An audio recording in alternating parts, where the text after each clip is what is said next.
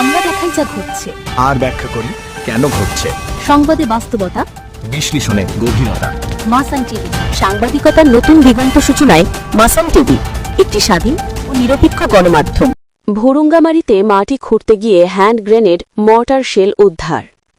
কুড়িগ্রামের ভুরুঙ্গামারী উপজেলায় মাটি খননের সময় দ্বিতীয় বিশ্বযুদ্ধ বা স্বাধীনতা যুদ্ধকালীন সময়ের একটি মরিচা ধরা অবিস্ফোরিত হ্যান্ড গ্রেনেড, মর্টার শেল সাদৃশ্য বস্তু উদ্ধার করা হয়েছে। জানা গেছে, উপজেলার সদর ইউনিয়নের গোপালপুর গ্রামের বাসিন্দা মোহাম্মদ আব্দুল মান্নান মিয়ার জমিতে বুধবার ১ এপ্রিল বিকেলে খাল খননের কাজ চলাকালীন শ্রমিকরা মাটির নিচে একটি ধাতব বস্তু দেখতে পান।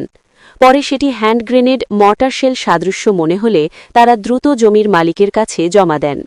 বিষয়টি গুরুত্ব সহকারে নিয়ে জমির মালিক ভুরুঙ্গামারী থানা পুলিশকে অবহিত করেন। ওসি আজিম উদ্দিনের নেতৃত্বে পুলিশের একটি টহল দল ঘটনাস্থলে পৌঁছে বস্তুটি উদ্ধার করে থানায় নিয়ে আসে। উদ্ধারকৃত বস্তুটির মাথায় PGF লেখা রয়েছে।